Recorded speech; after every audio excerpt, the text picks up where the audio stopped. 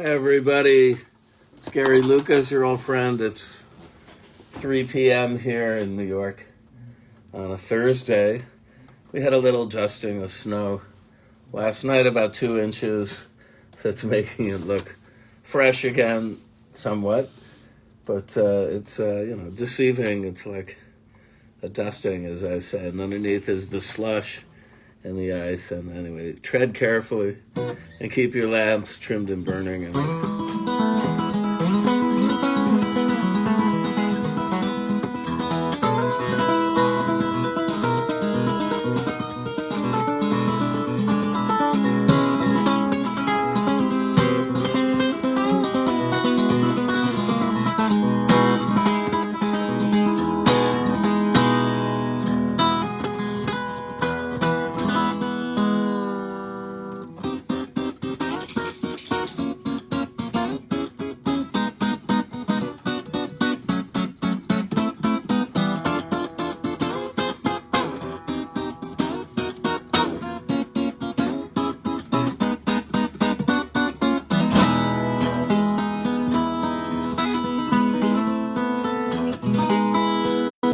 okay. The stream is down by the old mill stream. We're going to move the position over here because even though I'm paying top dollar every month for the Speedify little doohickey, digital doohickey that's supposed to find the best Wi-Fi connection that money can buy in the vicinity, it just failed over there by the wind. I think it's a temperature thing, so here we are.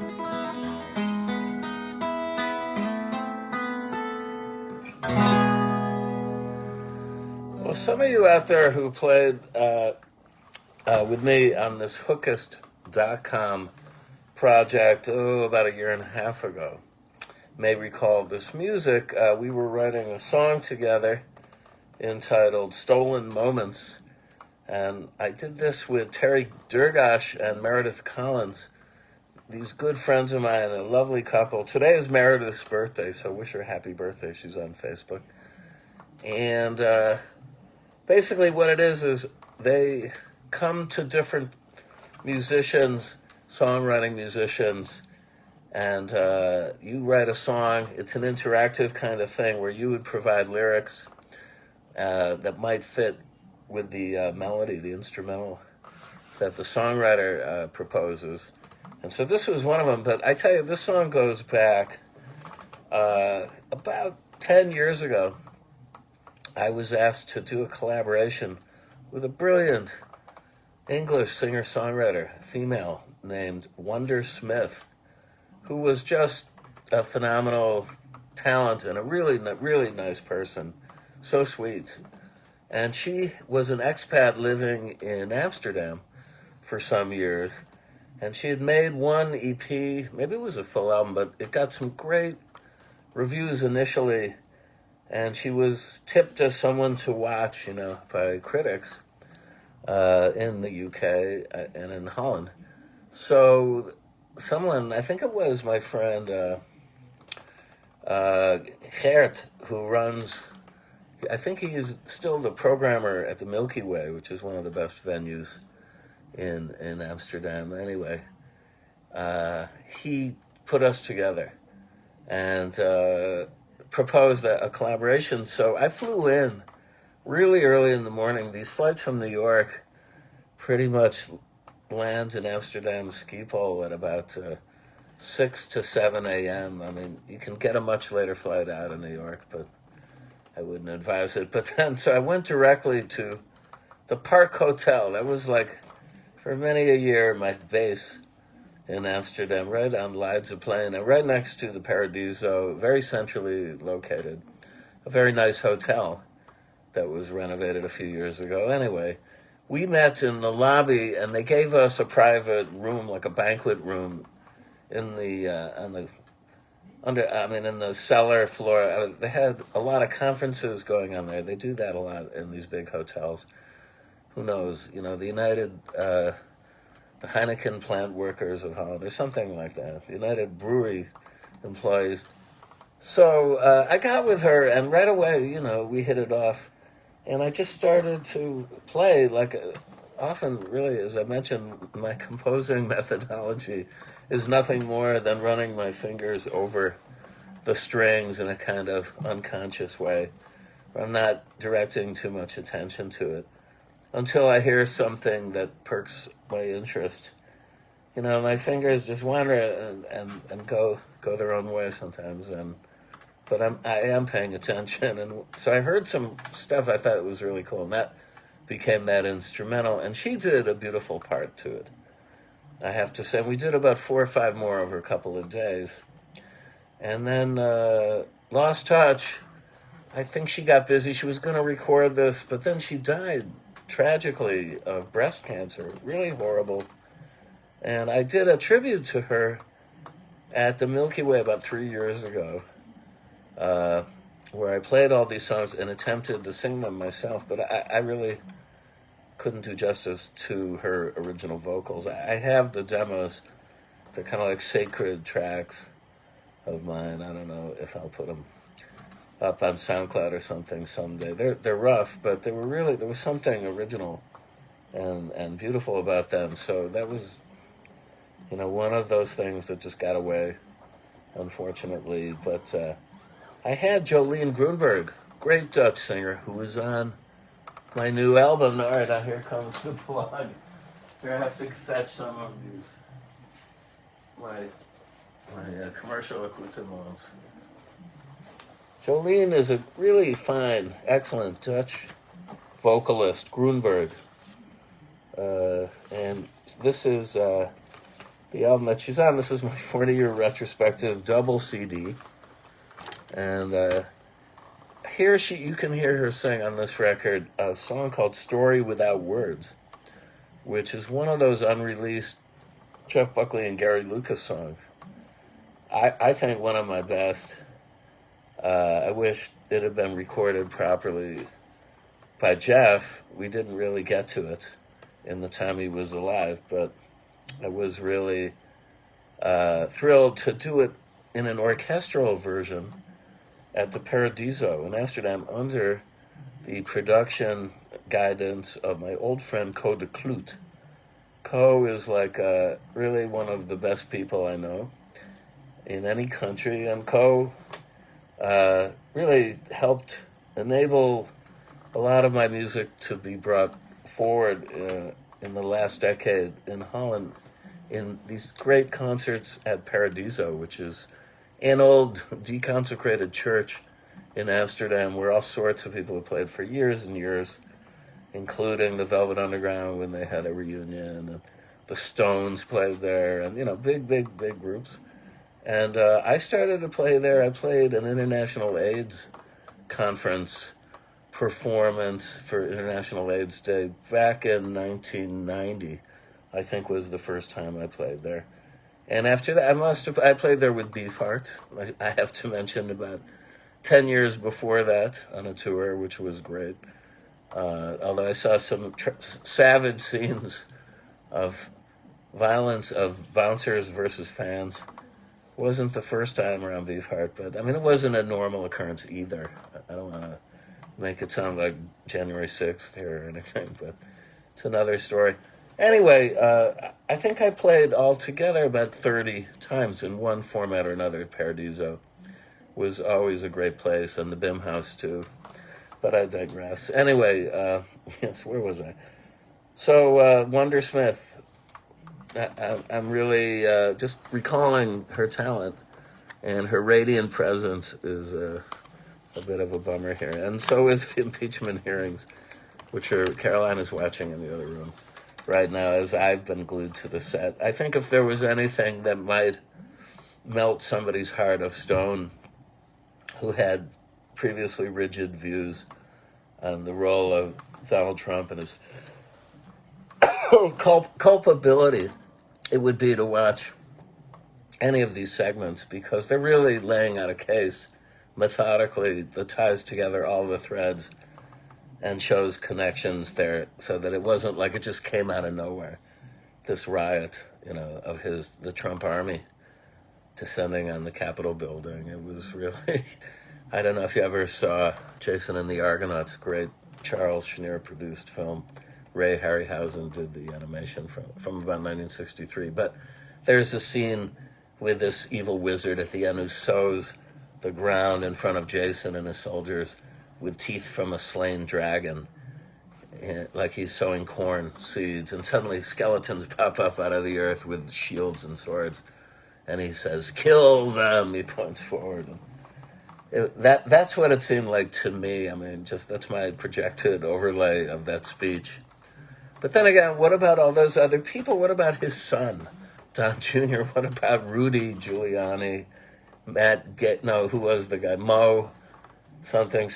There were a whole bunch of heinous people who just shot their mouths off in a very, very combative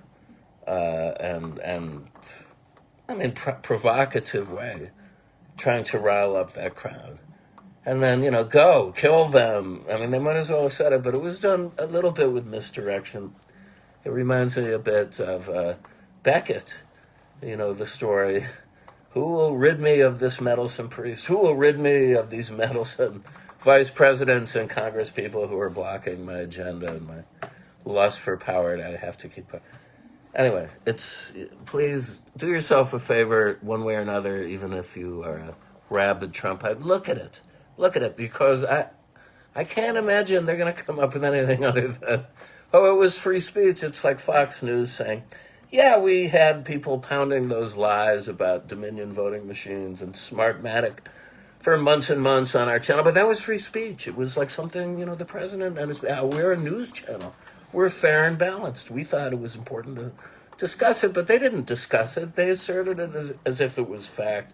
You know that. If anybody ever tunes in there, to Lou Dobbs, who, R.I.P., or Tucker Carlson, or any of these other swine, I can't stand. Anyway, I don't want to lose it here, and let's get back to sweet music here.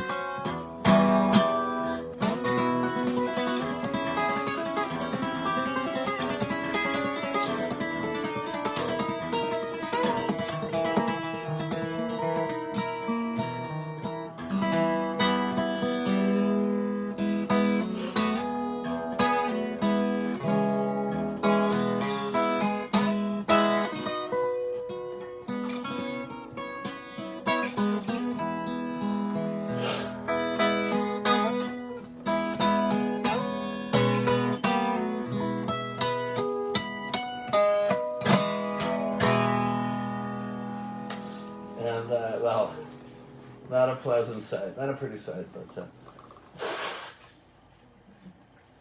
so sorry. My allergies have been kicking up something fierce in the last few days. I don't know, but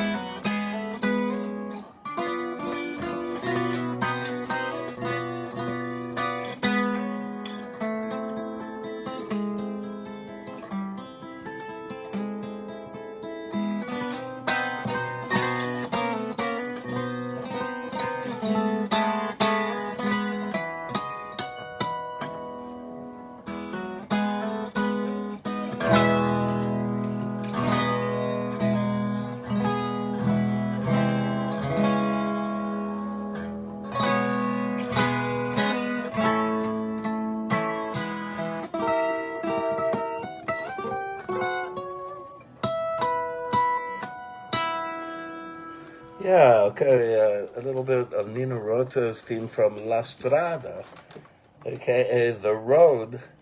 I've spoken of this great Fellini film before. This year, Caroline saw it for the first time and was enchanted by it. It's very, very bittersweet, with Anthony Quinn playing a circus strongman, Zampano, and Fellini's wife, Gietta Messina, playing Gelsomina, kind of a simple, maybe a half-wit, but, a wholly innocent fool of a young woman, very, very sweet, who gets coerced by her family into going on the road as Zampano's assistant all through post-war Italy. They're driven around on motorcycle, driven by Anthony Quinn in a wagon behind them, and they have a routine. It's quite good. It's quite good, especially if, like me, you do go on the road, or used to go on the road for a living. I hope this is going to return fairly soon. I'm waiting to get that vaccine. I don't know. It's catch as catch can. I do scan the New York City website every day, looking for openings or appointments, and I think Shea Stadium now is doing a 24-hour vaccination, but it's a hazardous to try and negotiate their website.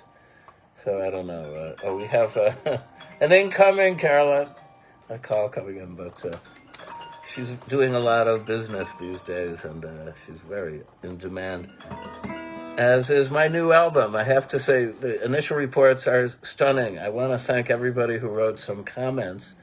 Go ahead, make my day, write them up as official postings on my post. Don't just leave them as user comments, but do a posting, because it'll probably get more circulation.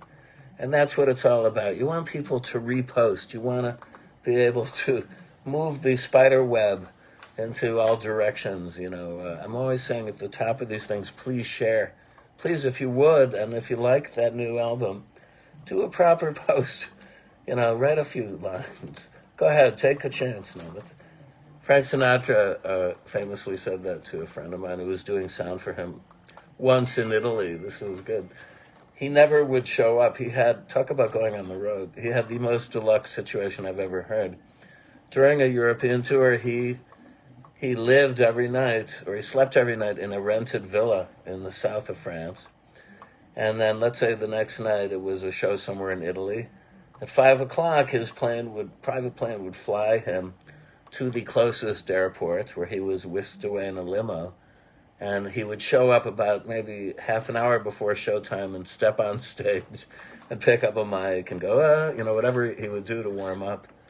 And my friend who was doing sound traveled with this road crew in a rickety bus up and down the Apennines and the other mountain ranges in Italy, nonstop. I mean, they didn't get much sleep on the tour, so they could get to the next town and set up the stage and the lighting rig and check levels until Frank came and just gave them the seal of approval. Only once did he ever speak to them, or specifically my friend. He got on stage and he didn't like what he heard, so he called him out from the stage to the sound booth. Go ahead, turn some knobs, take a chance. I thought that was good. Anyway, you can apply that in a lot of situations, actually. Think of this out. So go ahead, turn some knobs, take a chance, write a review. I'll post them, and then I'll compile a whole page of consumer reviews if you like this record. But I'm posting the link again at the end of the show, because you can hear it on Spotify if you're hooked up right away. I don't think you have to pay anything if you're on a plan. And then you can also download it as MP3s. Maybe it's even a higher quality now. I haven't done anything like that in a while. Perhaps it is.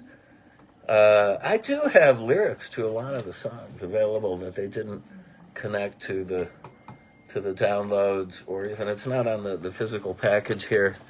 And if you're really jonesing to figure out what exactly I was saying from song to song, let me know. Give me a shout. I'll see what I can do as far as getting the lyrics to you. It's a great package. Steve Byram did it. He's so great. Hey, Steve. He's probably not watching, but he's an old friend of mine. award-winning graphic designer. What else can I say? Oh, tomorrow is the first night of the Lunar New Year, and it's also Chinese New Year. We are going into the year of the ox, and we're thinking that ox, that bullock, is going to be pulling the wagon, pulling us out of the muck of 2020 and the wreckage of the Trump presidency into a bright new future.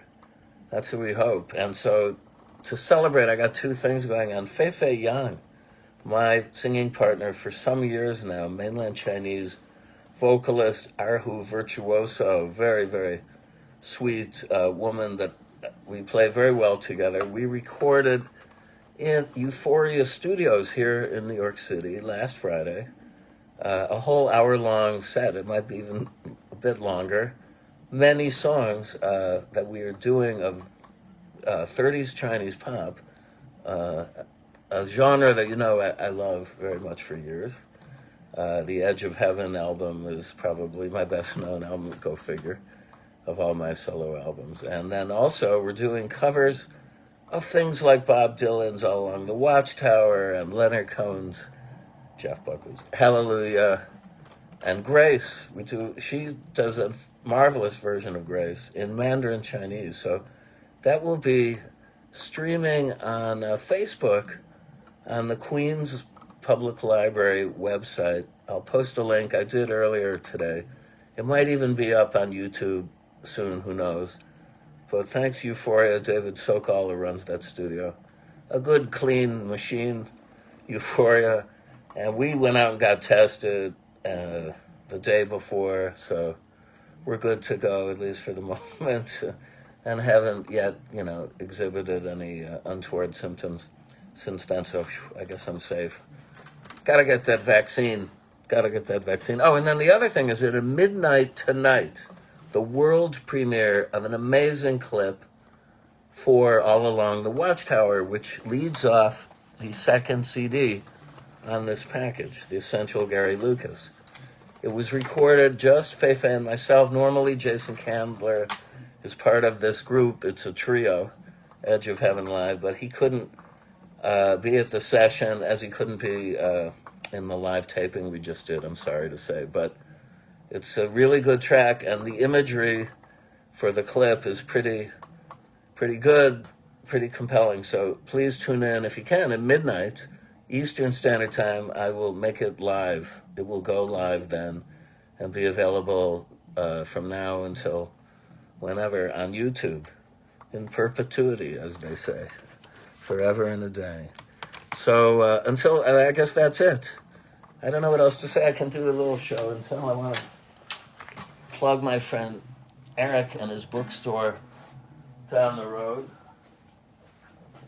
If you're in Manhattan and you visit the West Village, please do avail yourself and check out a great used bookstore, rare bookstore called Left Bank Books, run by my friend Eric, who is the stepbrother of Steve Wynn from Dream Syndicate, who I played with on a thing called the Rocket Science Festival at the late lamented, what was the name of that club? There have been so many that came and went here.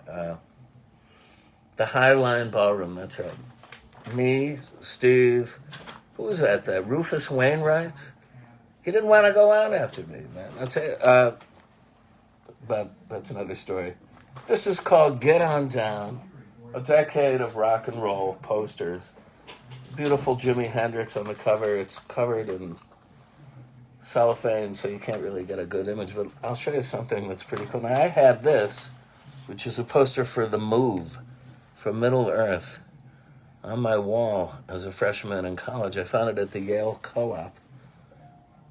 They brought in a whole bunch of psychedelic posters from England. Some of these things are so beautiful. Oh, the guy who put together this book is the legendary Mick Farron, who was in a band called The Deviants, also known as the Social Deviants. I think the first English rock band that was signed by Seymour Stein to Sire Records back in 1967 or 8. But there's some really classic posters here besides that Hendrix. I'll show you when I get to them. Oh, yeah.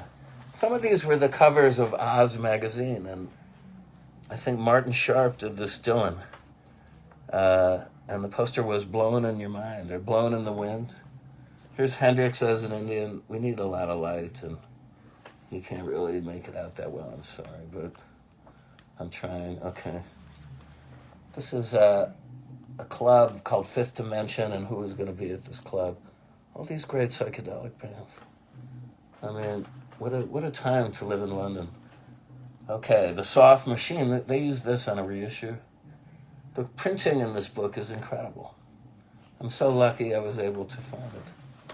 But there was one in particular that eluded me. A lot of these posters, too, are done by my Facebook friend, I hope he's still my friend, Nigel Weymouth, who used to be one of the co-owners of Granny Takes a Trip, which was a place to get all sorts of early psychedelic rock and roll clobber, as they say. And he had a design company called Hapshash and the Colored Coat. They made an album, too, that's fairly noisy, drony, pretty good, trance-like. Not exactly what I expected from the cover, I have to say, but I did invest in it. When I saw it, I had one of those, point-of-purchase hypnotic pulls on me because the cover was so great. Now, how many albums these days, I mean, most of them don't have covers, right? Or these digital downloads have the merest cover art. Vinyl, I think, is still preferable in that sector as far as a large-scale canvas for an art director to work on. Anyway, so I got this for a song, and they have all sorts of goodies here, okay? So it's on Perry Street. What is it, 49 Perry?